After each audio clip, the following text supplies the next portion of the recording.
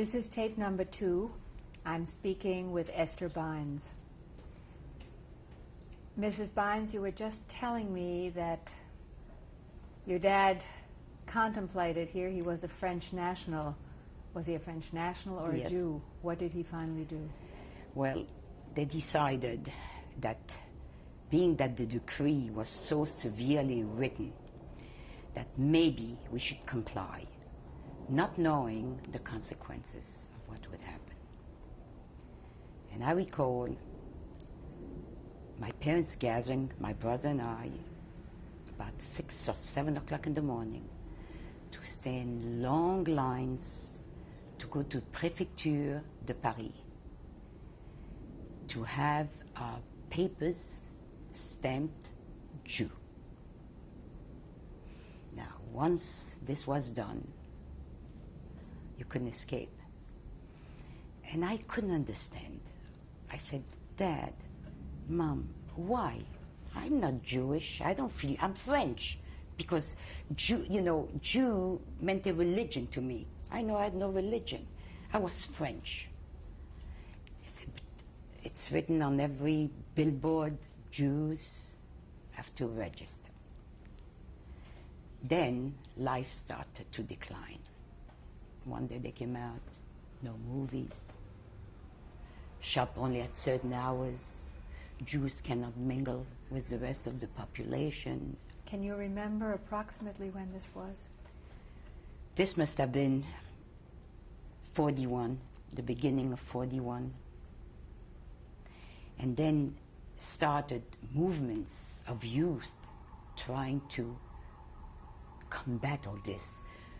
Not Jews, but I guess like in every population, there are good ones and bad ones. And youngsters said, what is it they're doing here? So they tried to harm German soldiers because, first of all, when they occupied Paris, they took over the best places. The St. Moritz Hotel, which was, I understand, a show place. Of course, I had never lived inside, but from hearsay, they made that the center. That was the Gestapo. Was there any change towards you in the school from the teachers? No. I had a wonderful teacher, but Ellen, in those days, my teachers were old spinsters. I remember them with the pince-nez and the respect. A teacher, when a teacher spoke, God spoke. You wouldn't dare answer. And God forbid if a teacher said, I want to see your parents. I don't know.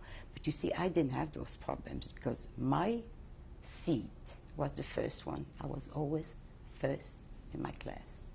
For 3 years, Esther Bines was first. My mother, I'm interjecting a lot of things here. When they still only spoke Polish also, and I used to have a little homework from school. She used to sit down at the table with me. She didn't understand one, but she made sure that homework, and she had like a seventh sense, whether it was right, whether it was wrong. She was uncanny. So life went on very hard. Did your father continue working? My father worked, because yet they didn't, in his mind he was a French national.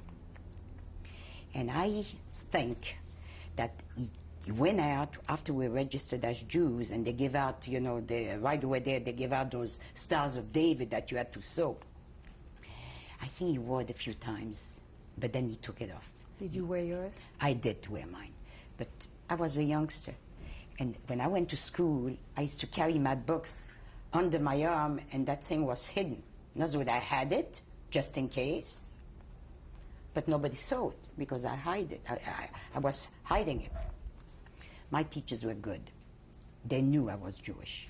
In my class, there was another Jewish girl, one. The class was about 28 or 30 young ladies because there was no co-ed in those days. And her name was Paulette Moskowitz. I'll remember till the end because she was the only Jewish girl like me. So life went on. Did your parents have much of a social life? No, no. They had a few friends, and the friends that they had, I remember we had to travel to by subway, because that was the only way of transportation. One was a furrier, one was another printer, and all these people were swooped up from the face of the earth. Were they all Jewish? Yes. They had no Gentile friends except saying hello in the building to the neighbors, hello and goodbye. Nobody knew our stories. Nobody knew anything about us. And at night, when we came home from school, we did our homework. Mama cleaned up. Papa came home from work, and we listened to radio. Or we played games. We used to play backgammon or checkers.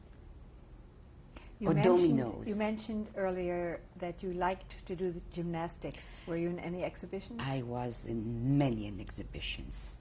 We used to perform on stadiums. I was very good. I was little, but very good. I loved the rhythm. I loved the dance. I loved the music. And I had a wonderful Russian teacher in those days that put together a crew of young girls. We were all from 14 to about 17 years old. And we used to go and perform in stadiums, but that came to an end also because we couldn't travel anymore. You know, even for the French people, life became very hard. But I'm interjecting a lot of things now. As school continued and we came home, I used to walk. I couldn't afford to take a bus. School was about 3/4 of an hour away from where we lived. And on the way, I remember I had to pass a building where the Germans stood in front. They were guarding. I don't know what the inside was. They made some kind of offices. And I remember each time as I came close that my heart, they could hear my heart beat, and maybe because just on that beat of the heart, like a drum, they would stop me. Never did. One day in the dead of winter, Mama said, Esther, you cannot walk like this. The snow it was cold. So she got me, I don't know how, a pass on the bus. So the bus, I had still to walk a little bit to catch the bus, and the bus would drop me off almost by the school. And the pass was for 1 month, and in those days, there was a ticket controller, a man, and the buses were open. You know, there was inside a few seats, if you remember the French buses, and the outside people used to stand outside. And the controller came around, and he had like some kind of utensil that made a punch, that made a hole in that bus pass for the day. And I remember coming home after the first day I used the pass to go to school. When I came home, the wind was unbearable, and somebody pushed me for some reason, and here goes the pass. That pass that Mom worked so hard to get me flew away. The bus, of course, didn't stop, and I never said a word. I didn't want to hurt my mother, so I walked. But I made it. In those days, walking, that's all we know was walking. And it was good for the health. That's why I got good legs now, because I walked so much when I was young. Then life started to deteriorate. We couldn't go out anymore. We couldn't buy food. So my mother started to look around and did a little bit black market like everybody is trying to feed her family. Germans were all over. She spoke a little bit English, but one thing I must say, somebody hired her to do open market, like a flea market. It wasn't actually a flea market. They had stands, you know, it was a covered market like they have in Europe. And they have stands and people sell carrots and vegetables. She sold ladies' underwear. And the Germans loved that. And she had a few customers. Do you know where she got the merchandise? She got it from another Jewish family that had that business. In other words, before the war, they were dealing, they were supplying French stores with ladies' underwear, beautiful slips, panties to match, brassieres made out of silk, made out of beautiful. And when I used to look at this, I said, people wear this, it's so beautiful. So they used to give her on consignment a few of these items, and she used to stand on that market to sell for these people. And sure, I mean, who walks? Was she identified as a Jewess? No, not when she stood on the market. She was an old, I mean, Ellen, you know, in 1941, my mother was born in she was 40 years old. Now, you see my age now. I must say to you, I think I look better today than my mother looked when she was 40 years old. First of all, there was no clothes. You know, you put yourself, no makeup. Who went to a beauty parlor? You didn't know what a beauty parlor was. I think she cut her own hair. So as people went by, so you have French people, older people, Germans, and they stopped. And I remember because on Sundays, I was there with her. And they used to buy, used to sell the merchandise, collect the money, thank you, and they used to live. Now, I remember one German, and I remember his name, Herr Bundrick. And he took a liking to my mother. He must have sensed something. He never said it, but he used to bring her soap. He used to bring her little boxes of food, I don't know what it was, that they opened, sardines. Was this a man in uniform? A man in uniform, but no cross. He was just, he was some kind of an officer, I don't know, because he had a few, how do you call it? Bars? Bars. I don't know what his rank was. Whether he sensed, like I said, I don't know. My mother, of course, never let in. At the beginning, I remember she was very reluctant to take anything. And I asked her. She said, it's coming from Germans. So I said, why do you take it? And she answered me, so I could feed you and your brother. So, you know, I mean, we were hungry. Now, everything started to be rationed. You could only go shopping when you could on the hours that you were allowed with a ration card. Was there a distinction made between Jewish people and the other French, or was it the same for both? No, Jewish people were restricted to shop with at certain times. The others also had ration cards, but I think they were a little bit different. I remember standing in line, for instance, for bread with a ration card and coming home, and my mother taking a knife, Ellen, and measuring slices of bread.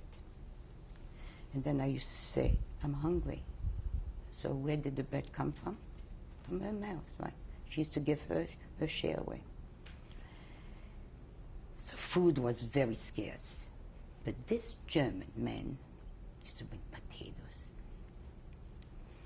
vegetables, and she took it at the end. You know, I mean, while he was bringing.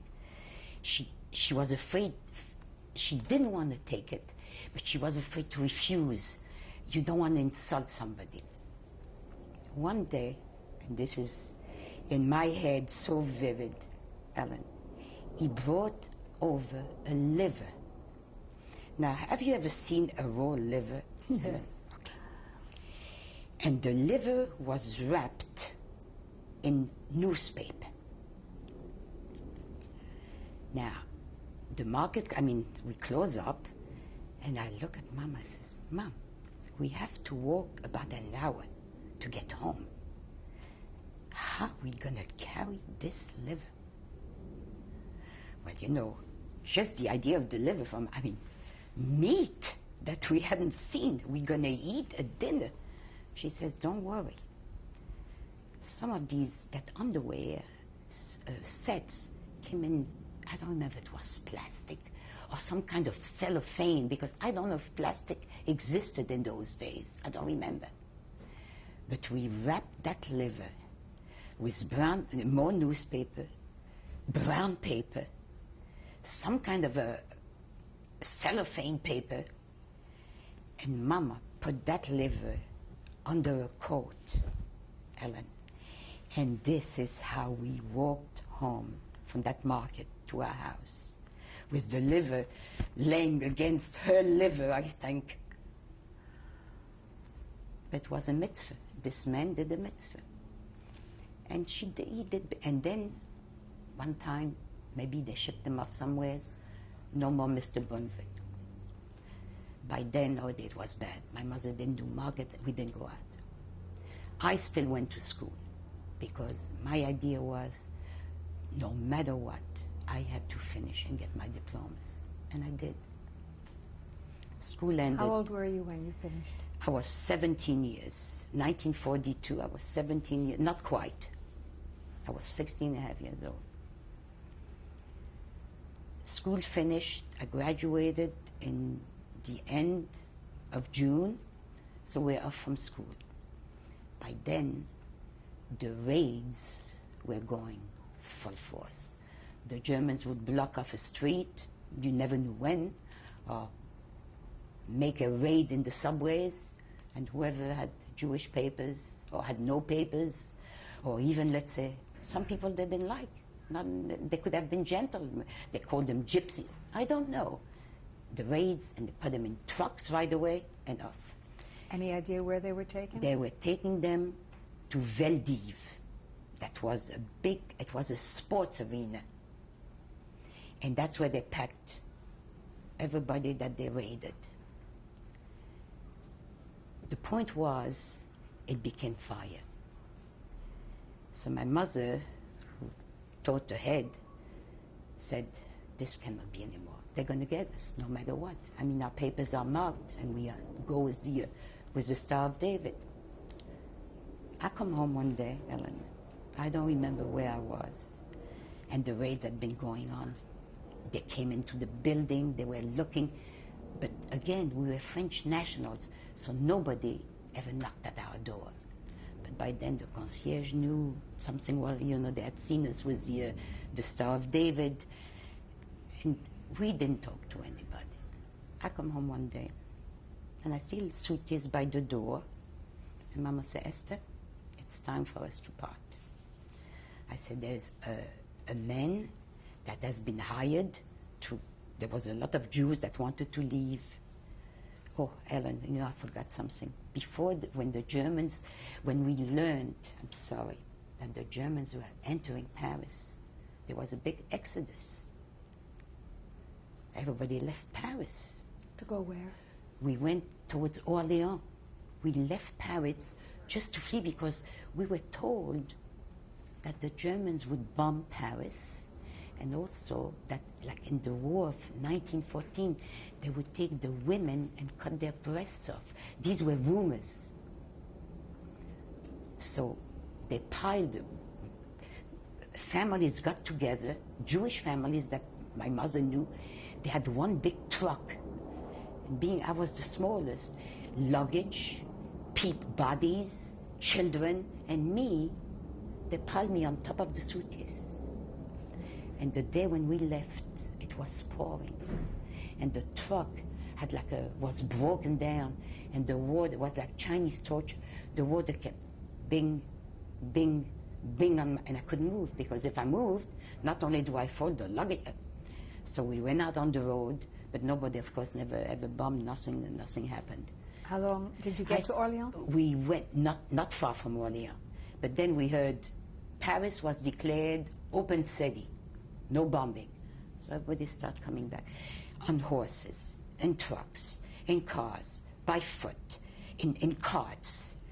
I mean, the Long Island Expressway here, when it's standing still, is not, I mean, it was wall to wall, people, extenuated, tired, not knowing what was happening. Okay, we came back home. So now I'm coming back to the story with the suitcase. She said, Esther, you are leaving. I said, Mama, what do you mean I'm leaving? She says, the way it looks, it's going to be very bad. You're young. If anybody remains from the Zumaraj, maybe you will, and you'll tell a story. I says, Mama, a story of what? She says, by then already we started to hear stories of what was happening from the Polish Jews that they were taking in those concentration camps. It started to peter out. I don't know how my mother found that out. I don't know. We as children, we didn't know. So I said, Mama, how will I get there? She says, you take a train, you go to Bourges. I said, how can I take a train? I have no papers. She said, you'll manage. I said, Mama, how will I manage? And this is actually, I see myself talking to her like this. She said, you'll manage, and when you get to where you have to be, you're going from Bourges, they'll pass you the border. My sister, Sarah, is in Clermont-Ferrand. That's where your destination is. And when you get there, send a postcard. The weather is good. Couldn't write anything, right? You mentioned something about a man who was going to help you? That's right. Jewish family had paid money for a man to take in charge about a dozen Jewish folks, children, parents, adults, whatever. And this man, with his money in the pocket, was supposed to meet us in Bourges, to make us, there was a crossing Bourges to go on the non-occupied zone of France. In those days, France was divided in two. Vichy government, the north was Paris, and the south was free yet. The Germans weren't there yet. And Clermont-Ferrand was a free zone? Was a free zone. We get to Bourges, I get to Bourges, and there was one, I had at the train, the man was there. How I got off that train, Ellen, because in the train there's controls. Germans are there. Germans are there, and you have to show papers. I have no paper. Now, as they're coming this way, I run the other way. Hid myself in the bathroom, hid myself wherever I can. I made it. I made it to Bourges. Now, in Bourges, I got out, and at the train station, there were other families waiting there already, and this man. And he says, he gathered the whole flock together, and he says, we have to wait at night, and I'm going to pass you, to cross you over the border. So we leave, we wait at night. He says, he gives us an appointment. We wait, and we wait, and we wait. He took the money, and he never showed up. So everybody was left on their own. And I remember there was one family there, Ellen. They had 2 young children, babies, and those kids were forever crying. And the least things that you wanted then at night, because there was curfew, was to call attention. Is to call attention. And the dogs were barking. And we don't know where we are. So I have a little bit of my mother's blood in me. I wasn't going to stick with that. I says, if I stay with them, I'll be dead with them. My mother told me I have to make my own way. So I started to walk. And I sing in the station, that at the train station, I had asked, where's Clermont-Ferrand? Just like that, you know. So they said, by train? I said, no, to go over. So they said, oh, but there is a border. You have to cross a border. I said, really? Where's the border? So they told me. So I walked towards the border as good as I could. What happened when you got to the border? When I got to, first of all, the dogs were barking. At the border, by the time I got to that border, my legs, I was wearing shoes that had wooden soles. There was no leather. My feet were a mess of blood. I had blisters all over. And I had, luckily, the suitcase was a little suitcase. I didn't have much to carry, I think. Otherwise, I would have thrown the whole thing off. At the border, so I'm looking, and there's a big fence, like a barbed wire. Now, I wasn't a stupid girl, you know. When you read stories, I remember when I used to read stories with Indians and cops and robbers and barbed wire and electrified wire. I says, could that be electrified? Could I die now at the border? So, you want to try and say, they wouldn't have time to electrify that. And as I look, I see there's like an opening. Sometimes luck has it. Seek and you shall find. I did seek and I did find. And I figured I'm going to touch. So I remember I took a handkerchief because I figured if it's electrified, maybe the handkerchief would prevent me from whatever it was that it would prevent me. And sure enough, nothing happened. So I tried. There was like a hole from the ground. So I separated. I threw my little suitcase, which was this big, on the other side, and I passed. And I remember the coat. I was wearing a coat of some kind. Let me see what it was. Wait a minute. What time of year was it? Was July. That's right, July. So it was warm yet. I must have been wearing a jacket. That's right, a little jacket. The wire, caught on it, so it ripped some. But I was on the free zone. Nobody could catch me anymore. What year was this? This was 1942, July 1942. Nobody could catch me. In other words, there was no Germans anymore where I was standing. So I started to walk. It was still night. And I remember reaching like a park. So I was tired. Figured I'm going to sit. In those days, you weren't afraid somebody's going to rape you in the park. I didn't know what rape was. Who was raped? What means rape? I don't know. Sat in the park. And then daylight came. Then I started to see a few people. And I said, where's Clermont-Ferrand? And they told me, but it's far. So I says, how can I get there? So they showed me a way. So I started to walk. And on the way, as I was walking, lo and behold, there's a peasant someplace with a horse and a buggy. And he looked at me on the road by myself. He says, you go, in French, of course. You going any place? I says, I'm looking for Clermont-Ferrand. He said, I could take you towards there. He says, you'll find somebody else to give you a lift. And I think it took me 3 days till I got to Clermont-Ferrand. I had an address. My aunt, my uncle, and my 2 cousins lived 17 Rue Chamfort, Clermont-Ferrand. I knock at the door one morning, and my aunt opens the door, and she like, the expression on her face, like, where did you come about? Because we didn't know where anybody was. So I told her the story. And there was food on the table. And what was the food? It was a piece of herring with onions that I'll never forget either, tomatoes, and a piece of French bread. And I was You'll have to excuse me. Yes. I have to interrupt you for a take change. That